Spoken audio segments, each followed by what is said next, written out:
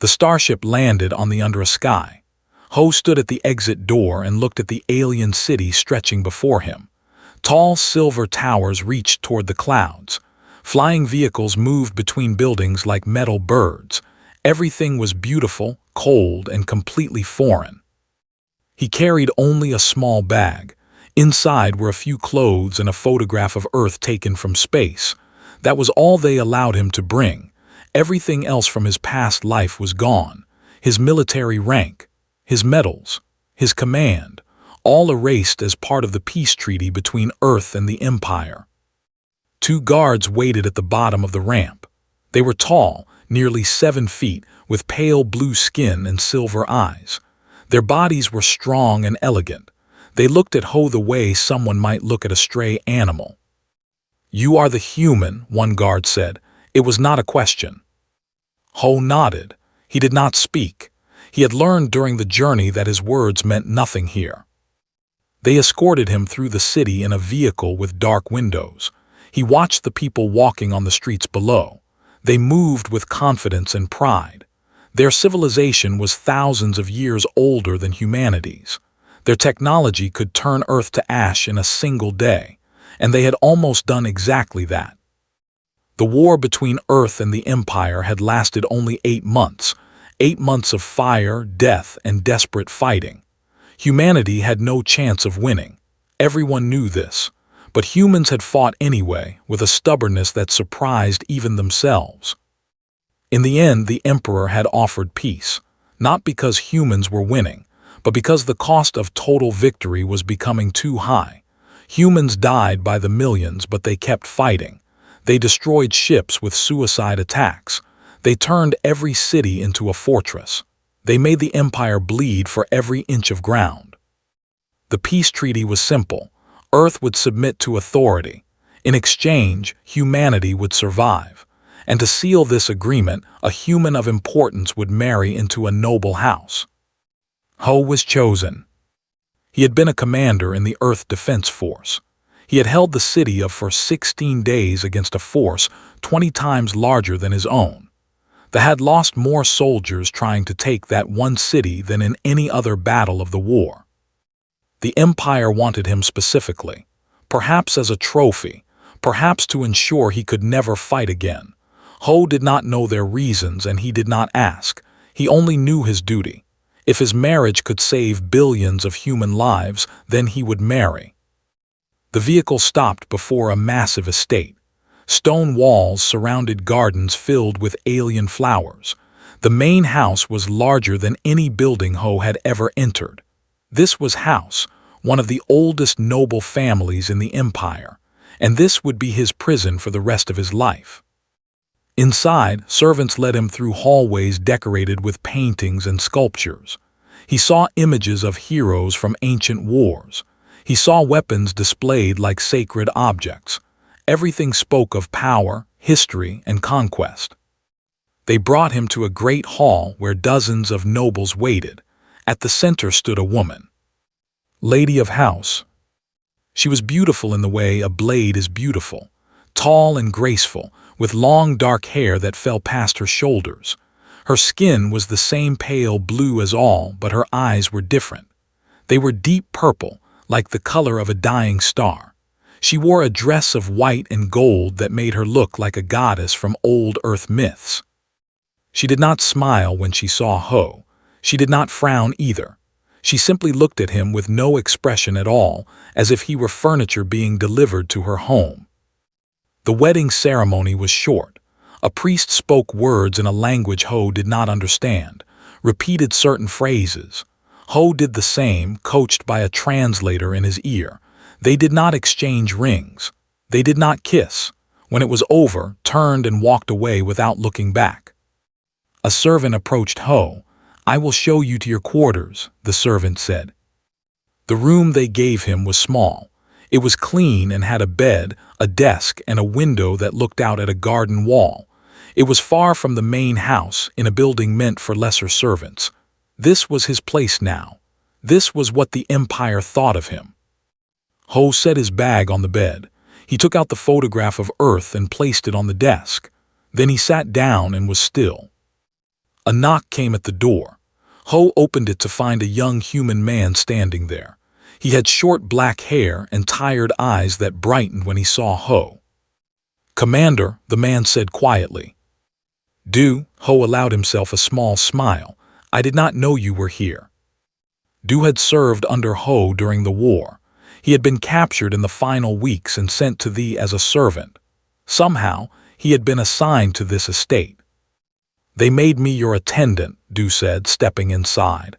"I think they wanted a human to serve a human. They find it amusing." "How are you treated?" "I am alive. That is more than most can say." They sat together in the small room. Du told Ho about life in the estate. The servants were not cruel, but they were cold. The nobles barely noticed humans existed. Lady was respected and feared. Her brother, Lord Wu, openly hated all humans and made no secret of it. "They think we are animals," Du said. "Clever animals maybe, but animals." Ho nodded slowly. He walked to the window and looked out at the garden wall. Beyond it, somewhere, was his wife, a woman who had not spoken a single word to him, a woman who saw this marriage as a chain around her ankle. "Let them think what they want," Ho said. Du frowned. "Commander, we lost the war, Du, but we are not dead. We are here inside their home, inside their empire. They believe we are broken. They believe we are nothing." He turned from the window. His eyes were calm but carried a depth that Du remembered from the darkest days of the war. "I will watch, I will learn, I will wait." "Wait for what?" Ho did not answer immediately. He picked up the photograph of Earth and studied it. That small blue world, so far away, filled with billions of people who were counting on the peace he had purchased with his freedom. "I do not know yet," he admitted. "But humans have never needed to know the future to prepare for it. We have always survived by being ready for anything." Du smiled despite himself. For a moment, he did not feel like a servant in an alien empire. He felt like a soldier again. Outside, the sky began to darken toward night. Somewhere in the great house, Lady sat alone in her chambers, refusing to think about the human she had married. She told herself he meant nothing. He was a symbol, a political tool, a burden she would carry for the sake of her family's honor. She had no idea what kind of man she had bound herself to. She had no idea what was coming. 3 weeks passed in the house of Ho, settled into a quiet routine. He woke early each morning, exercised in his small room, and spent his days walking the grounds of the estate. The servants ignored him. The guards watched him like he was a pet that might cause trouble. The nobles pretended he did not exist. Fulfilled her duties as required by law. She appeared beside him at formal dinners. She sat next to him during official ceremonies. But she never spoke to him directly. She never looked into his eyes. He was a shadow attached to her, nothing more. Ho accepted this treatment without complaint. He did not argue. He did not demand respect. He simply watched, listened, and remembered everything. One evening, a great feast was held in the main hall. Noble families from across the empire had come to celebrate some ancient holiday. Ho sat at the far end of the high table, dressed in clothes the servants had chosen for him. He ate quietly and observed the room. Lord Wu's elder brother sat near the center of the table. He was tall even for with broad shoulders and a face that seemed permanently twisted in displeasure. He had served as a military commander during the war with Earth. He had been part of the force that attacked. He had lost many soldiers there. Wu noticed Ho watching him. He set down his cup and smiled coldly. "Tell me, human," he said loudly, making sure everyone could hear. "Do you find our food acceptable? I know your species is used to eating much simpler things." The room fell quiet. Nobles turned to watch, curious to see how the human would respond. Ho looked at Wu calmly. "The food is very good, Lord Wu. Thank you for asking." Wu's smile faded slightly. He had expected fear or anger, something he could use against the human. Politeness was not useful. "I am surprised you can taste anything at all," Wu continued. I have heard that humans have very limited senses, like most prey animals. Some nobles laughed softly, stared straight ahead, her face revealing nothing. You are correct, Ho said. Human senses are not as sharp as senses. We developed in a different way. A weaker way. Perhaps, but we are still here. The room became very quiet. Wu's eyes narrowed. There was something in the human's words that sounded almost like a challenge, though his tone remained perfectly respectful. For now, Wu said, you are here because we allow it. Remember that, human. Ho nodded and returned to his meal. The conversation moved on, but many nobles continued to glance at him throughout the evening. They could not quite understand him. He did not behave like a defeated man should behave. After the feast, Ho returned to his quarters. Du was waiting for him. You should not provoke Lord Wu, Du said nervously. He is dangerous. I did not provoke him. I only answered his questions. The way you answered them was a provocation. He wanted you to be weak. You were not weak. Ho sat on his bed and removed his formal jacket. I cannot pretend to be something I am not, Du. It would not last. The next day, Ho made an unusual request. He asked for permission to use the estate's ancient library. The head servant was confused by this. No one used the library anymore. It contained old records, military histories, and texts in languages that most modern did not bother to learn. The request was passed to Lady. She considered it briefly, then agreed. What harm could a human do with old books? Ho spent every available hour in the library after that. He studied history, learning about their ancient wars and how they had conquered their part of the galaxy. He read about their military tactics, their chain of command, their weapons systems. He practiced reading their written language until he could understand most texts without help. Ha's personal handmaiden was sent to check on him occasionally. She was younger than most servants, with kind eyes and a gentle manner. She had never spoken to a human before Ho arrived. What do you study so carefully? She asked one day, standing at the library door. Ho looked up from an old military text. Your history, your wars, how your empire was built. Why? To understand. Ha tilted her head. Understand what? Everything.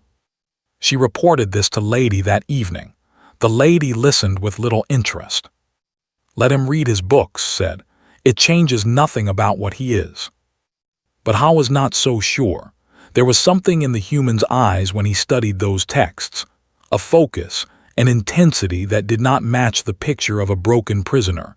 She kept this thought to herself. Meanwhile, dark news arrived at the estate. Reports came from the outer reaches of the galaxy. The Horde, a savage race of conquerors, had begun moving again. They had destroyed a colony world in a distant sector, then another, and another. There were ancient enemies of They were brutal warriors who lived for battle and conquest.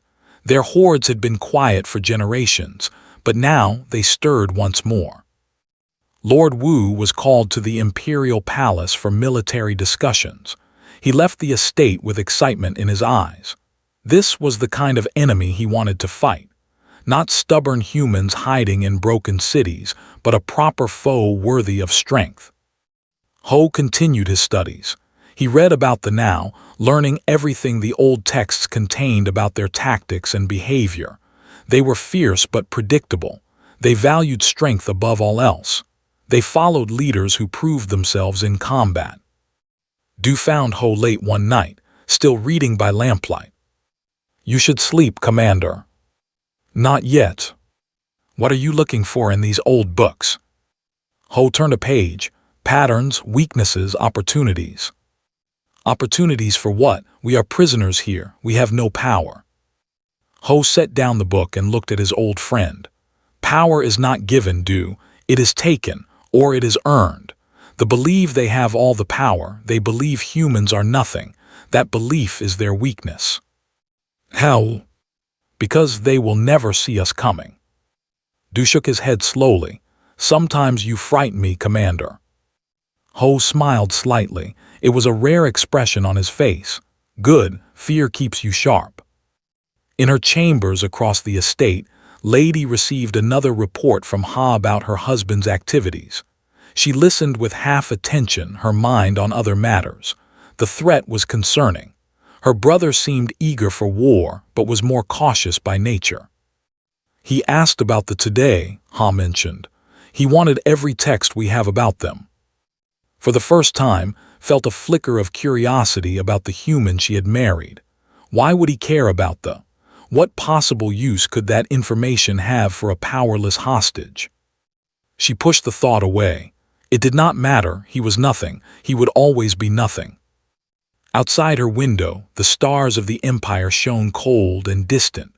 Somewhere out there, the horde was moving, hungry for blood and conquest. And somewhere in a dusty library, a human commander was preparing for a war that no one believed he would ever be allowed to fight. 2 months had passed since Ho arrived on the. The threat was growing worse. 3 more worlds had fallen to their invasion. The Empire was preparing for a major war, and tensions ran high in every noble house. A diplomatic summit was called at the Imperial Palace. Representatives from all the great houses would attend, along with ambassadors from allied alien races. Lady was required to attend, and as her husband, Ho was required to accompany her. It was the first time he had left the estate since his arrival. The Imperial Palace was magnificent beyond words. It rose from the center of the capital city like a mountain made of crystal and silver. Inside, vast halls stretched in every direction, filled with nobles, diplomats, and military officers. Everyone spoke in hushed voices about strategy, about fear. Ho walked 2 steps behind, as was proper for a consort of lower status. He wore simple clothing that marked him as human. Nobles glanced at him with curiosity or contempt, then looked away. He was a strange creature to them, an oddity from a primitive world. The main assembly was held in the palace's great throne room. Emperor Guan sat upon a raised platform, old but still sharp-eyed. Hundreds of nobles and officials filled the hall, arranged by rank and importance. Ho was placed at the very back near the servants' entrance. He did not complain. He simply watched and listened. The summit lasted for hours. Generals presented reports about movements. Diplomats argued about alliances. Politicians fought over resources and command positions. Ho absorbed every word, every gesture, every hint of weakness in the leadership. Then the lights went out. For a heartbeat, the hall was completely dark. Then red emergency lights flickered on, casting everything in the color of blood. Screams erupted near the main entrance. Ho saw shapes moving through the crowd, too fast, too savage to be. He recognized their silhouettes from the texts he had studied. Assassins had infiltrated the palace. They tore through the crowd with curved blades, killing nobles and guards alike. Palace security forces rushed to respond, but they were faster, stronger, more brutal than anything the guards had trained for. Panic spread through the hall. Nobles fled in every direction. Guards formed defensive lines that broke almost immediately. Ho did not run. He moved through the chaos like water flowing around stones. His eyes tracked the assassins, counting them. 7. No, 8. They were heading toward the Emperor's platform. This was not random violence. This was an assassination attempt. A warrior appeared in front of him, blocking his path. The creature was terrifying up close. It stood nearly 8 feet tall, covered in bone-like armor that grew from its own skin. Its eyes were black pits of hunger and rage. It swung its blade at Ho's neck. Ho ducked under the strike. His hands found this arm, used its momentum against it. A twist, a pull, a sharp crack. The stumbled, its arm now bent at an impossible angle. Before it could recover, Ho grabbed its fallen blade and drove it through the creature's throat. The fell. Ho did not stop. Another was attacking a group of nobles near him. He moved toward it, already calculating angles and weaknesses.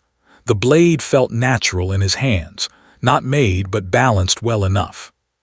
He killed the second from behind, cutting through the gap in its bone armor where the spine met the skull. A third saw him and roared a challenge. Ho faced it directly. The creature charged like a living battering ram. Ho waited until the last moment, then stepped aside and let his own speed carry it past him. His blade opened its belly as it passed. The hall had grown quieter. Many nobles had stopped fleeing. They were watching the human. Ho stood among 3 dead warriors, alien blood dripping from his stolen blade. His face showed nothing. No fear, no excitement, no anger, only perfect calm. The remaining assassins hesitated. They had expected easy prey. They had not expected this. Palace guards finally arrived in force, surrounding the surviving.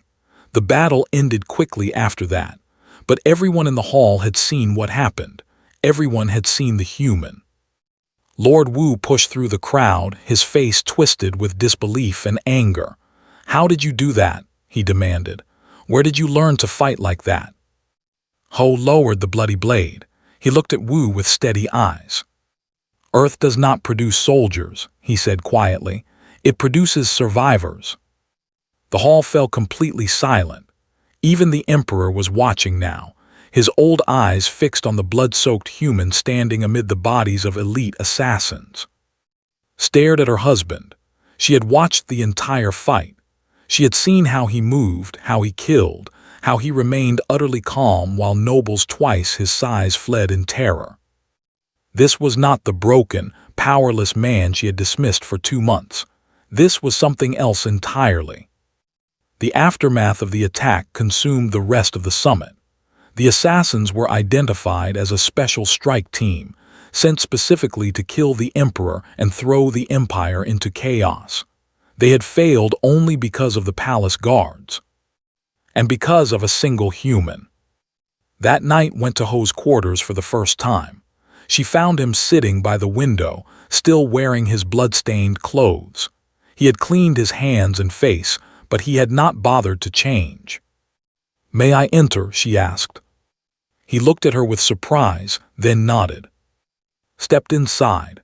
The room was even smaller than she had imagined. She felt a strange twist of something like shame, though she did not acknowledge it. "You killed 3 of them," she said. "Assassins are among the most dangerous warriors in the galaxy. One can kill a dozen trained soldiers. You killed 3 with nothing but a stolen blade." Ho did not respond.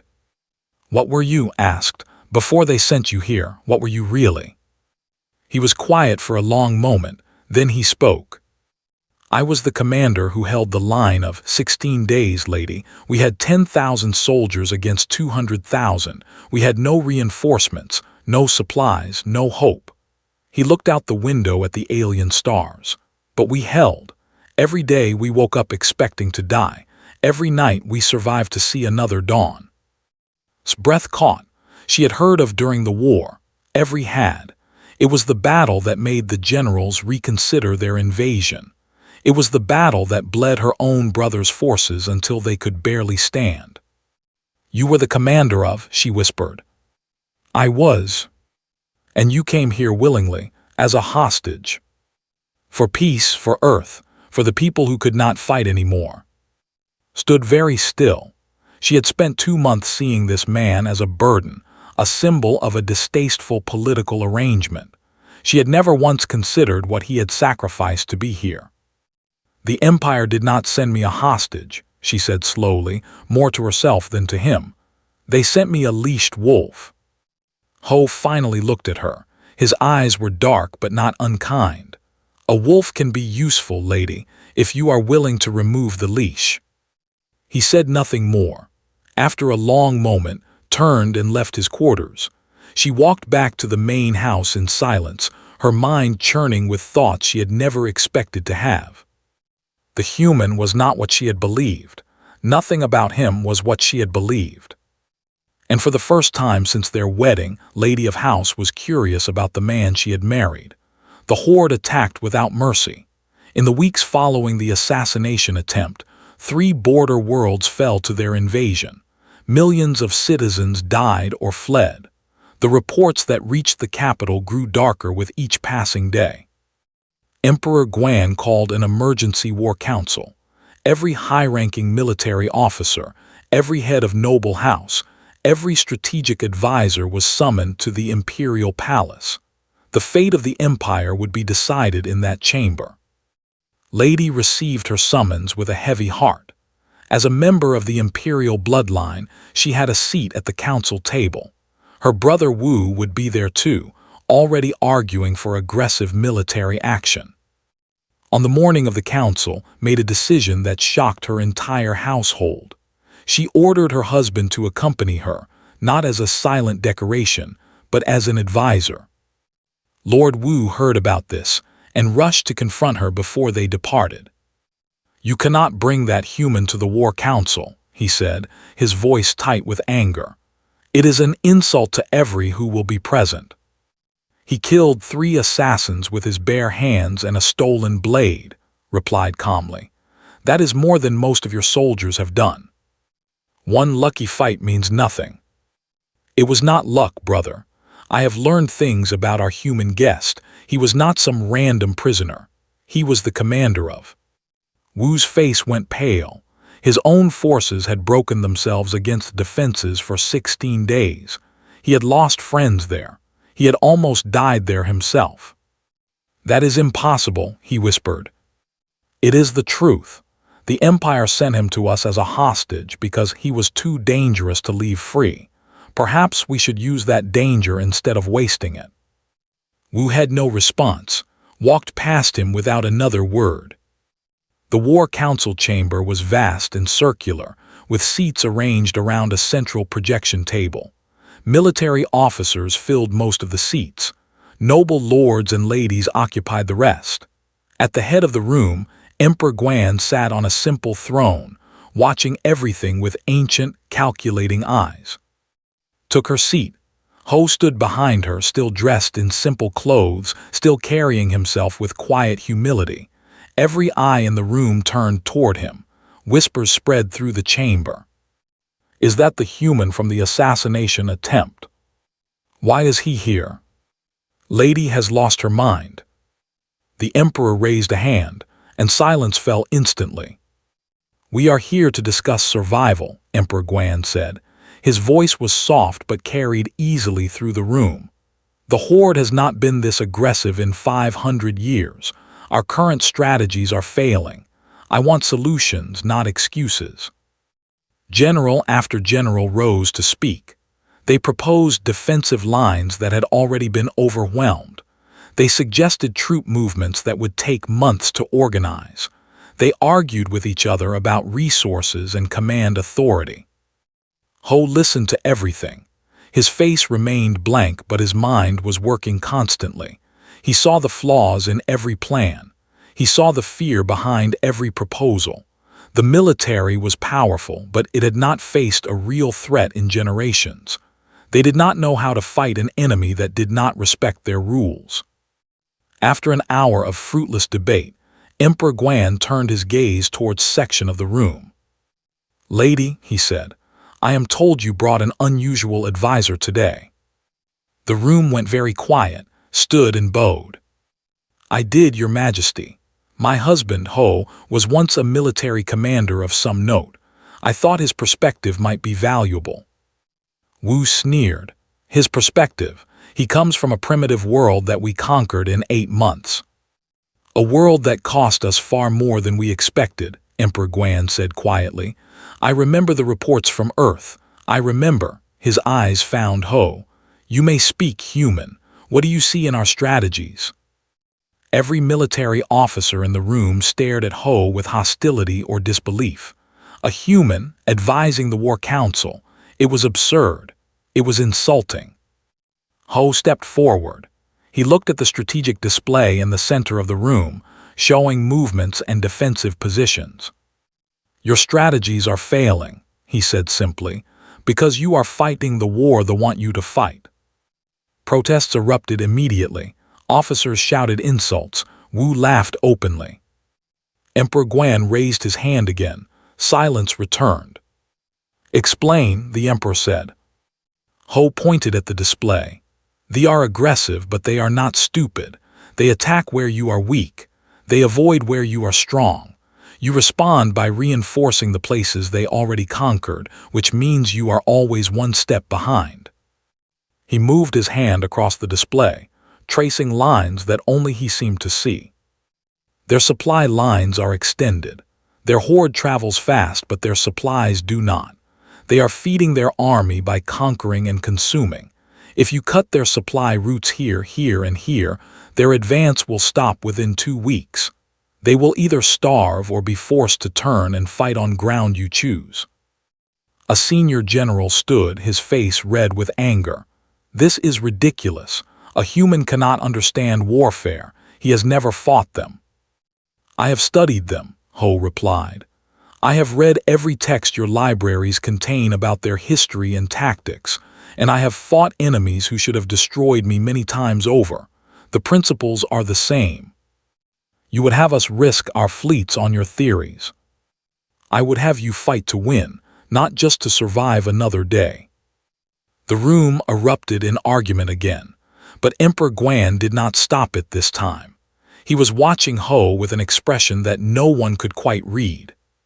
Finally, the old emperor raised his hand once more.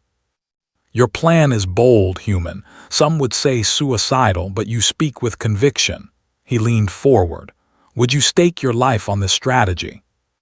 Ho met the emperor's gaze without flinching. "I already have, Your Majesty. I have been staking my life since the day I was born human."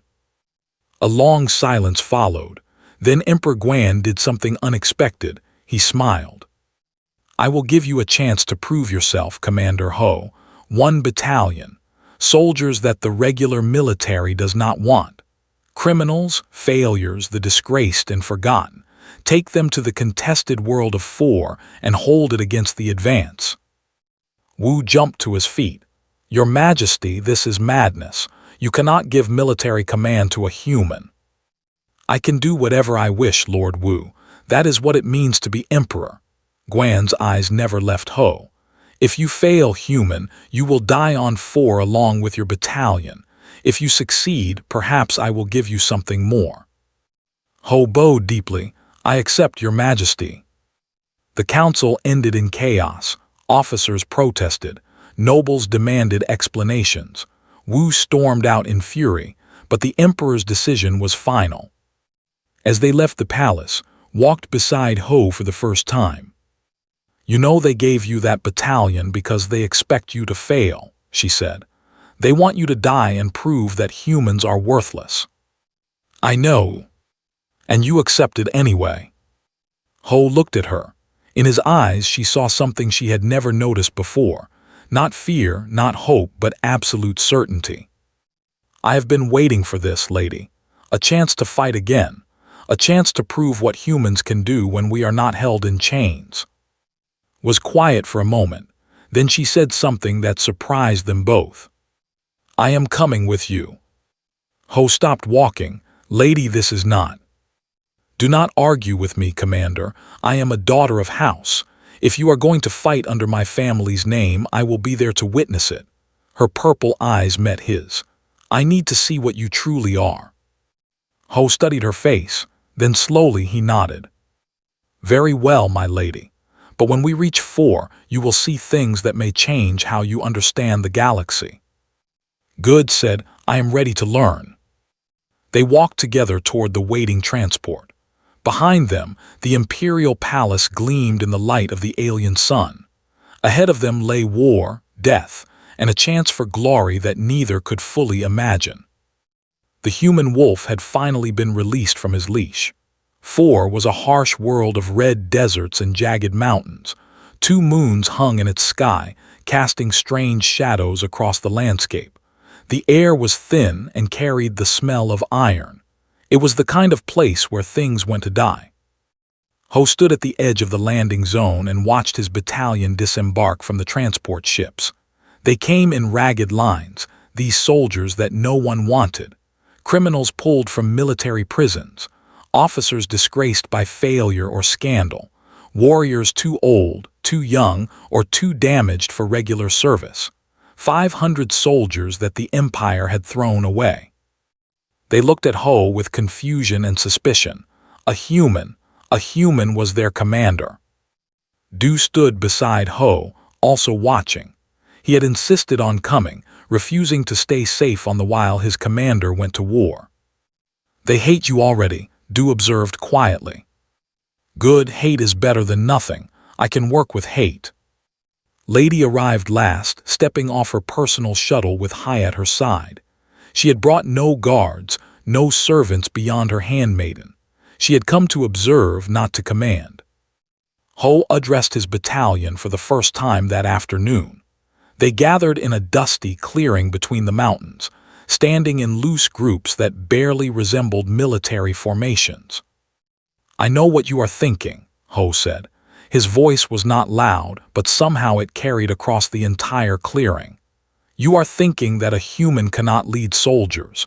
You are thinking that you have been sent here to die for the amusement of nobles who despise you. You are thinking that this is the end. No one argued. No one even pretended to disagree. You are half right, Ho continued. The Empire sent you here expecting you to fail. They sent me here expecting me to die. They believe we are worthless, all of us. They believe this battalion is garbage to be burned in the fire of aggression. He paused, letting the words sink in. I do not believe that. I believe that every one of you is a warrior, not because you are strong or skilled, but because you are still alive. You have survived things that should have destroyed you. You have kept fighting when all hope was lost. That is what I need. That is what will win this war. An officer near the front spoke up. His name was Jun, and he had once been a battalion commander himself before being court-martialed for striking a noble officer who had ordered a suicidal charge. Fine words, human, but words do not stop blades. No, Ho agreed. Training stops blades, tactics stop blades, the will to survive stops blades. He stepped forward, his eyes sweeping across the assembled soldiers. I will teach you to fight the way humans fight, not with honor, not with glory, with every dirty trick, every desperate strategy, every ounce of stubborn refusal to die that we have developed over thousands of years of war. He had their attention now. Even the most hostile soldiers were listening. They are coming. They will be here within the week. When they arrive, they will expect to find easy prey. Instead, they will find wolves. The training began immediately. Ho worked the battalion from dawn until midnight, teaching them things that military doctrine had never considered. He taught them to use terrain as a weapon, to turn the enemy's aggression against itself, to fight not for victory but for survival. He ran them through mountain passes until their legs screamed. He made them dig trenches and build fortifications with their own hands. He practiced ambush tactics until every soldier could execute them in their sleep. Many soldiers collapsed from exhaustion. Many cursed his name, but none quit. Something in Ho's manner, something in the way he pushed himself even harder than he pushed them, earned their grudging respect. Jun became Ho's second-in-command. The disgraced officer understood what Ho was doing. He had seen similar tactics in old history texts, strategies from before they became the dominant power in the galaxy. You are teaching them to fight like primitives, Jun said one night, as they reviewed the next day's training plans. I am teaching them to fight like survivors, Ho replied. Primitive methods exist because they work. They have become too civilized, too certain of their superiority. That certainty is a weakness. They have no such weakness. No, but they have others. Their strength is also their flaw. They believe in power above all else. They will attack where we seem weakest. We will make sure that where we seem weakest is actually where we are strongest. Lady watched all of this from a distance. She did not interfere with the training. She simply observed, taking notes, trying to understand the strange creature she had married. One evening, she found Ho alone on a cliff overlooking the desert. He was staring at the horizon, where the two moons were rising. Your soldiers are changing, she said, approaching him. They are becoming what they always could have been. They just needed someone to show them the way. And what about you, Commander? What are you becoming? Ho turned to look at her. In the moonlight, his face seemed older, harder, but there was warmth in his eyes when he looked at her. I am becoming myself again, lady. For months, I was a prisoner pretending to be broken. Now I am a soldier again. This is what I was meant for. They arrived 6 days later. Their advance force appeared on the horizon like a dark wave, thousands of warriors eager for blood and conquest. Their war drums echoed across the desert, a sound designed to terrorize enemies before the fighting even began. Ho's battalion was ready. The first engagement happened in a narrow mountain pass that Ho had chosen specifically. They charged in their usual style, overwhelming numbers rushing forward to crush all resistance. They ran straight into traps. Hidden pits broke their charge. Rockslides sealed off their retreat. And from the high ground on both sides, soldiers poured fire down upon the trapped enemy. It was not a battle, it was a slaughter. The commander pulled his forces back, shocked and furious. He had expected a weak garrison. He had found a killing ground. Word spread quickly. Other commanders, watching from orbit, saw the battle recordings with disbelief. A battalion of rejects had just destroyed an entire advance force with minimal losses. The second battle was harder. They learned from their mistake and approached more carefully. But Ho adapted too. He moved his forces constantly, striking from unexpected angles, never fighting where they expected him to fight. He led from the front in every engagement. Where the fighting was thickest, that was where the human commander could be found. He fought with a captured blade in each hand, moving through the enemy with a speed and ferocity that seemed impossible for a human. His soldiers began to call him the Human Wolf, then simply Commander. They said his name with respect now, not mockery. Watched him after the second battle, standing over a field of dead. His clothes were soaked with blood, most of it not his own. His breathing was steady. His eyes were calm. This was the man she had dismissed as nothing. This was the burden she had resented. She realized now that she had been blind, completely, utterly blind. Commander, she called to him. He turned, and for a moment he looked like a creature from legend, a deity of war made flesh. Lady, you should return to the command post. This area is not secure yet. I wanted to tell you something, she said. I wanted to tell you that I was wrong about you, about everything. Ho was quiet for a moment, then he nodded slowly. Thank you, my lady, but the war is not over yet. Save your words for when we have truly won. He walked past her, already giving orders for the next phase of defense. Behind him, his soldiers moved with purpose and confidence, transformed from rejects into warriors.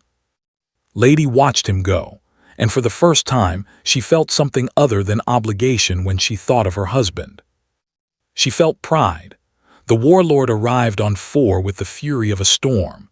His name was a series of harsh sounds that no could properly pronounce, but the galaxy knew him by his title, the Unbroken. He had never lost a battle. He had conquered dozens of worlds. When he moved, armies trembled. He brought his main fleet to the Red World, 5,000 warriors eager to avenge their fallen brothers. The battalion that had humiliated his advance force would be crushed.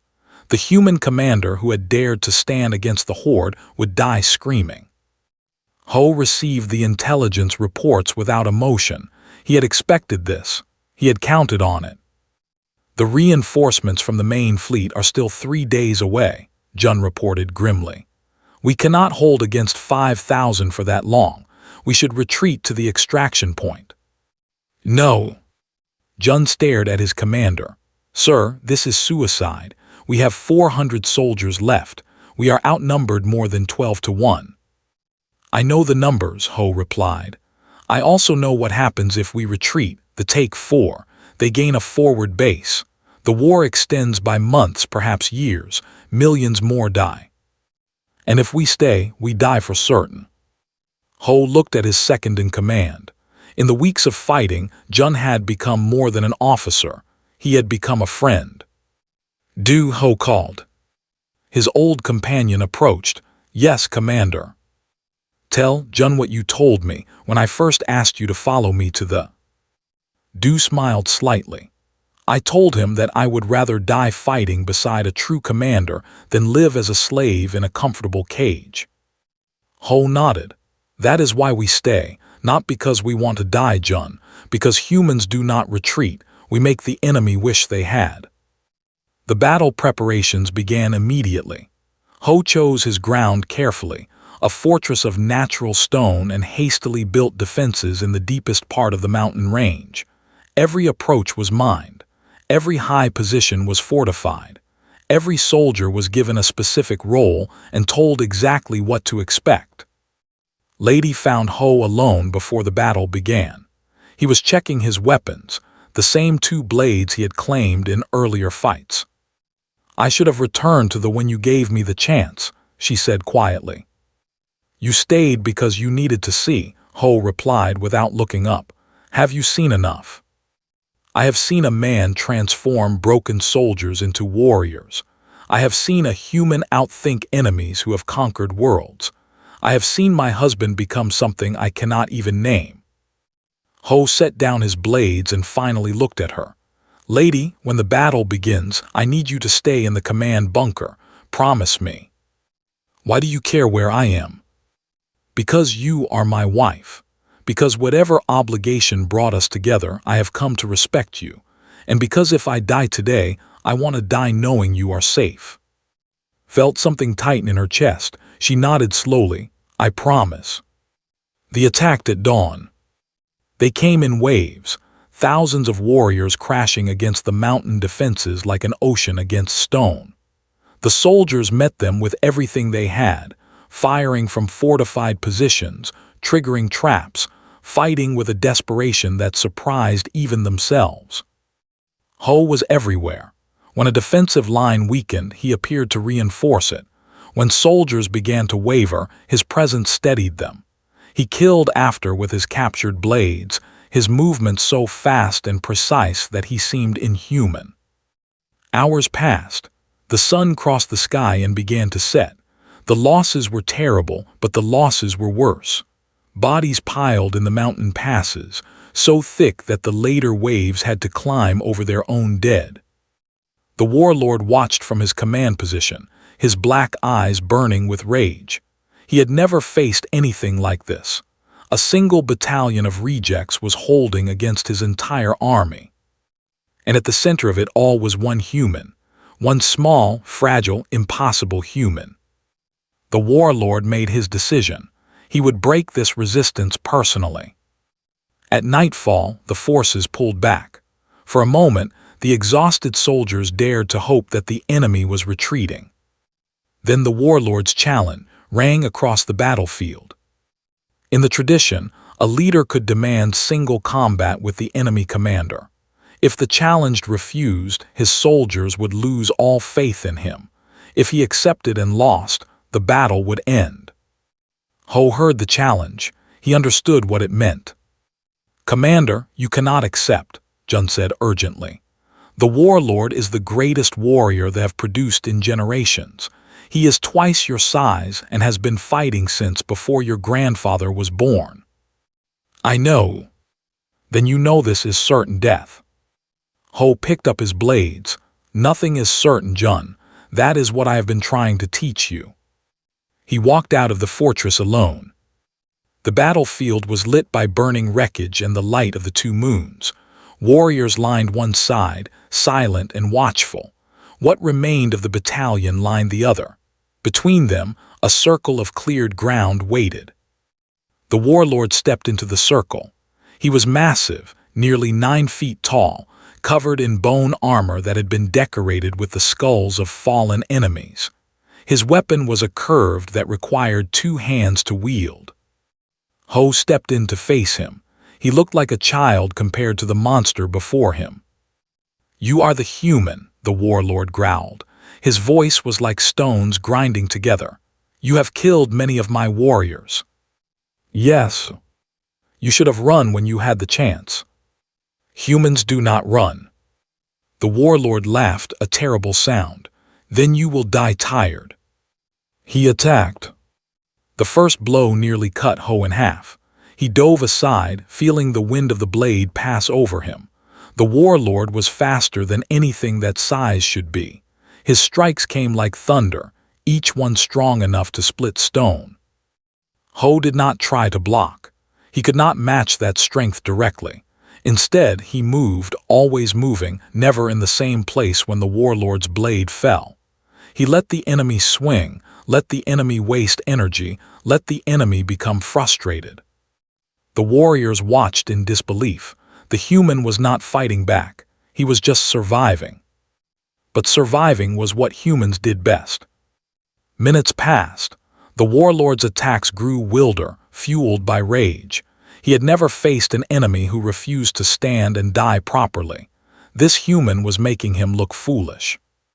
Ho saw the opening, a moment of overextension, a gap in the bone armor beneath the warlord's arm. He struck. One blade found the gap, driving deep into the warlord's body. The giant roared in pain and swung his weapon in a desperate arc. Ho pulled back, but not quite fast enough. The caught him across the chest, sending him spinning to the ground. Both warriors staggered. Blood poured from the warlord's wound. Blood poured from Ho's chest. The warlord lifted his weapon for the killing blow. His arms trembled with the effort. The wound was worse than he had realized. Ho forced himself to stand. His vision was blurring. His body screamed for him to fall. But he had been here before. He had been at the edge of death 100 times on Earth. One more time would not matter. He charged. The warlord swung, but his arms were too slow now, weakened by blood loss. Ho ducked under the blade and drove both of his weapons into the warlord's throat. The giant fell. Silence covered the battlefield. Every warrior stared at the impossible sight before them. Their warlord, the Unbroken, lay dead at the feet of a bleeding human. Ho stood over the body, his blade still dripping with enemy blood. He looked at the army with eyes that held no fear, no mercy, nothing but iron will. "Your warlord is dead," he said, his voice carrying across the silent field. "Your invasion is over. Leave this world, leave this empire, or I will kill every last one of you." The broke. Without their warlord, without their certainty of victory, they lost the will to fight. Warriors who had never retreated in their lives turned and fled toward their ships. The invasion of 4 was over. In the command bunker, Lady watched through a viewing screen as her husband collapsed to his knees on the battlefield. His soldiers rushed to him, lifting him, carrying him to safety. Ha stood beside her mistress, tears streaming down her face. "He did it," the handmaiden whispered. "The human did the impossible." Could not speak. She could only stare at the screen, at the image of Ho being carried by soldiers who chanted his name like a prayer. She had called him a leashed wolf. She had been wrong. He was something far greater, something the galaxy had never seen before.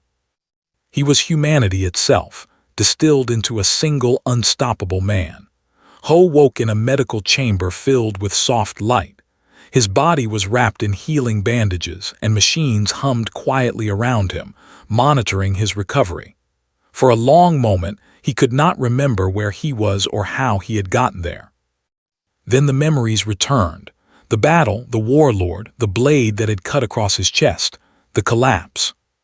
He tried to sit up, but a gentle hand pressed him back down.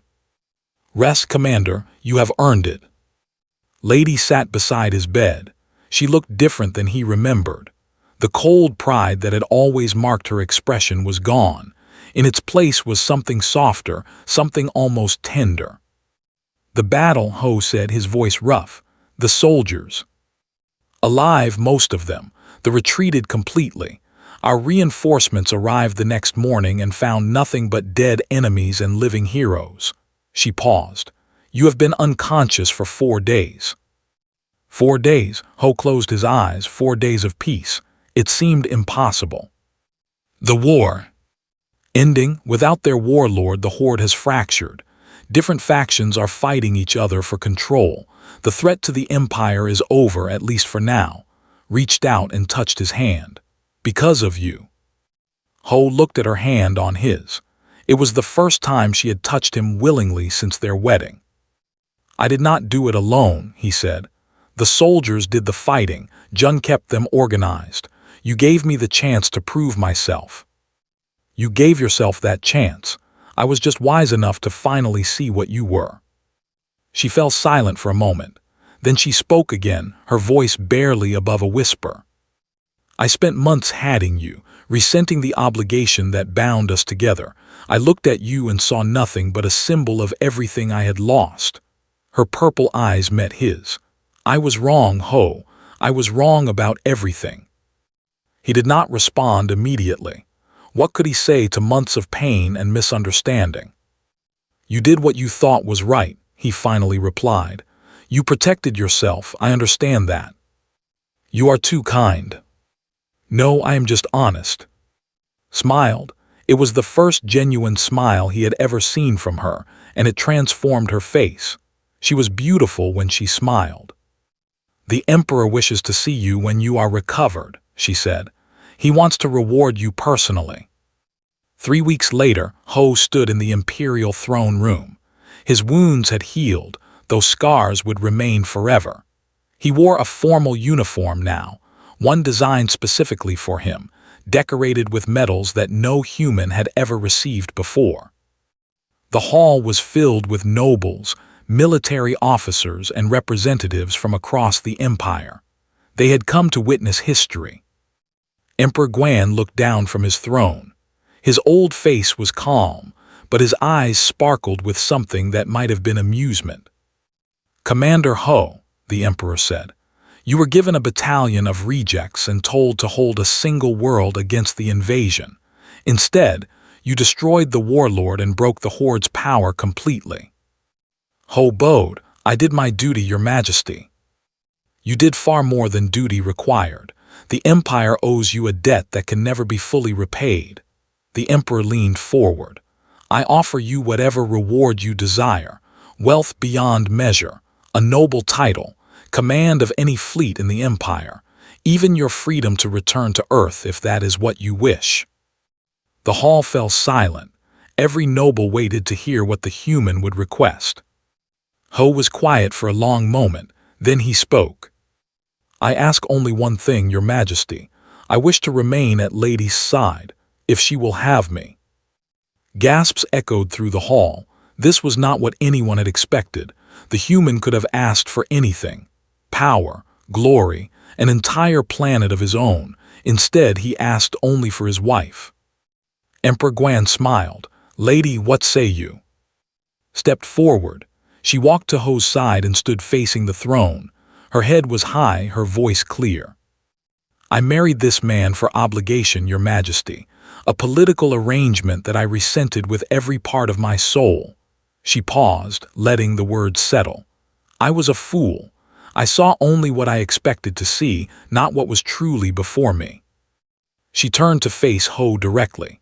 The entire empire was watching through broadcast drones, but in that moment, only the two of them existed. I stay with you by choice, Ho, not because of treaties or politics, because I have seen what you are, because I have watched you transform weakness into strength, defeat into victory, hatred into respect, because I have come to love you, though I never thought I would say those words. The hall erupted in whispers, but Ho heard none of it. He only heard her words. I love you too, he said quietly. I did not expect it, I did not seek it, but it is true. She took his hand in front of the entire empire. He held it gently, like something precious. Emperor Guan watched them with satisfaction. Then it is settled. Commander Ho will remain as Lady's husband, with full honors and the eternal gratitude of the empire. The applause that followed was thunderous. Even Lord Wu, standing at the edge of the hall, could not deny what he had witnessed. The human had earned his place. In the years that followed, Ho became a legend. He trained soldiers in human tactics. He advised the military council on strategy and defense. When new threats arose, he was there to face them.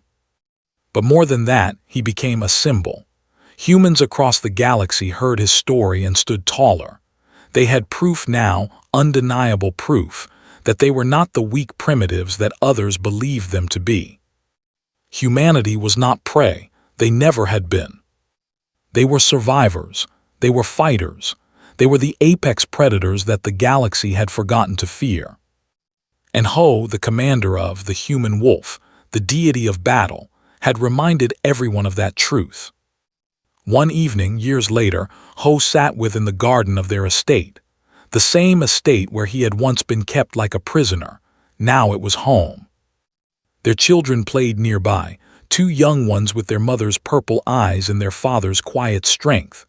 Ha watched over them, smiling as they laughed. Du sat with Ho and sharing a drink as the sun set. "Do you ever regret it?" Du asked, "leaving Earth coming here?" Ho considered the question. He looked at his wife, at his children, at the peaceful garden that had once been a cage. "No," he said. "I came here to buy peace for humanity, but I found something more. I found purpose. I found family. I found love." Leaned against his shoulder, and the Empire found the greatest warrior it has ever known. "They found a human," Ho corrected, "just a human who refused to give up." The sun set over painting the sky in shades of gold and purple. Somewhere among the stars, Earth continued to spin, safe and free. Its people lived their lives never knowing how close they had come to destruction, never knowing what one of their own had sacrificed and achieved. But the galaxy knew. The galaxy would never forget. Humans were not the weak, primitive creatures that the great empires had believed. They were something far more dangerous. They were the ones who never stopped fighting. They were the ones who rose when all hope was lost. They were humanity. And from that day forward, no one in the galaxy dared to underestimate them again.